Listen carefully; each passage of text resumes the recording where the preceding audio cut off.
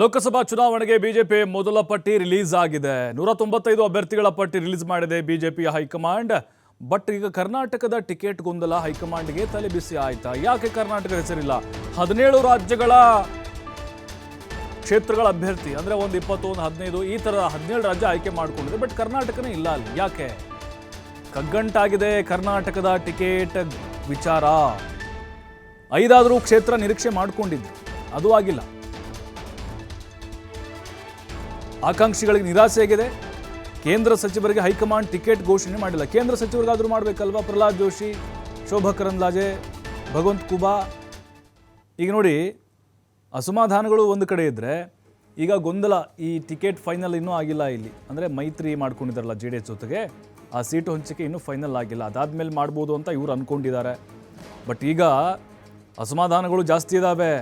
BJP ಪಕ್ಷದವರೇ ಮಾಡ್ತಾ ಇದ್ದಾರಲ್ಲ, go back ಅಭಿಯಾನ ಮಾಡ್ತಿದ್ದಾರೆ, ಪತ್ರ ಚಳುವಳಿ ಮಾಡ್ತಾ ಇದ್ದಾರೆ, ಹೈಕಮಾಂಡ್ಗೆ ಪತ್ರವನ್ನು ಬರೀತಾ ಇದ್ದಾರೆ. ನೋಡಿ ಯಾರ್ಯಾರು ಯಾವ ಕ್ಷೇತ್ರ ನೋಡಿ. ಮೋದಿಯವರು 3ನೇ ಬಾರಿಗೆ ವಾರಾಣಸಿ ಕ್ಷೇತ್ರದಿಂದ ಸ್ಪರ್ಧೆ ಮಾಡ್ತಿದ್ದಾರೆ. ಅಮಿತ್ ಶಾ ತಮ್ಮ ಗಾಂಧಿನಗರ, ಗುಜರಾತ್ನ ಗಾಂಧಿನಗರದಿಂದ, ನಿತಿನ್ ಗಡ್ಕರಿ ತಮ್ಮ ಕ್ಷೇತ್ರ ನಾಗ್ಪುರದಿಂದ, ಶಿವರಾಜ್ ಸಿಂಗ್ ಚೌಹಾಣ್ ವಿದೇಶದಿಂದ ಸ್ಪರ್ಧೆ ಮಾಡ್ತಾ ಇದ್ದಾರೆ. ಹೇಮಾ ಮಾಲಿನಿ ಮಥುರಾದಿಂದ, ಕಿರಣ್ ರಿಜಿಜು ಅರುಣಾಚಲ ವೆಸ್ಟಿಂದ, ಹಾಗೆ ರಾಜೀವ್ ಚಂದ್ರಶೇಖರ್ ರಾಜ್ಯಸಭಾ ಮೆಂಬರ್ ಆಗ್ತಾ ಇದ್ರು. ಈ ಬಾರಿ ತಿರುವನಂತಪುರಂನಿಂದ ಶಶಿ ತರೂರ್ ವಿರುದ್ಧ ಕಣಕ್ಕಿಳಿತಾ ಇದ್ದಾರೆ. ಪುರುಷೋತ್ತಮ್ ರೂಪಾಲ್ ಅವರು ಕೂಡ ರಾಜ್ಕೋಟ್ನಿಂದ ಕಣಕ್ಕಿಳಿತಾರೆ. ಮಹೇಂದ್ರ ಸಿಂಗ್ ಹಾಗೆ ರಾಜನಾಥ್ ಸಿಂಗ್ ತಮ್ಮ ಹಳೆಯ ಕ್ಷೇತ್ರ ಲಖನೌ, ಈ ಹಿಂದೆ ಕೂಡ ಅಲ್ಲಿಂದಲೇ ಗೆದ್ದಿದ್ರು. ಸ್ಮೃತಿ ಇರಾನಿ ಅಮೇಥಿಯಿಂದ ರಾಹುಲ್ ಗಾಂಧಿ ಅವ್ರನ್ನ ಸೋಲಿಸಿದ್ರು. ಮತ್ತೀಗ ಅಮೇಥಿಯಿಂದನೇ ಸ್ಪರ್ಧೆ ಮಾಡೋಕ್ಕೆ ತಯಾರಿನ ಮಾಡ್ಕೊಳ್ತಾ ಇದ್ದಾರೆ. ಅನುರಾಗ್ ಠಾಕೂರ್ ಹಿಮಾಚಲ ಪ್ರದೇಶದಿಂದ ನಿಲ್ತಾನೆ ಬರ್ತಾ ಇದ್ದಾರೆ. ಬಟ್ ಇಲ್ಲಿ ನೋಡಿ, ಬಾನ್ಸುರಿ ಸ್ವರಾಜ್ ಅಂದರೆ ಸುಷ್ಮಾ ಸ್ವರಾಜ್ ಅವರ ಪುತ್ರಿ ಇವರು ನವದೆಹಲಿಯಿಂದ ಇವರಿಗೆ ಟಿಕೆಟನ್ನು ಕನ್ಫರ್ಮ್ ಮಾಡಿದ್ದಾರೆ. ಆದರೆ ಇಲ್ಲಿ ಕರ್ನಾಟಕದ ಯಾಕಿಲ್ಲ? ಕರ್ನಾಟಕದ 5 ಕ್ಷೇತ್ರಗಳಿಗಾದರೂ ಅಲ್ಲ. ಈಗ JDS ಯಾವುದಕ್ಕೆ ಡಿಮ್ಯಾಂಡ್ ಮಾಡಿದೆ?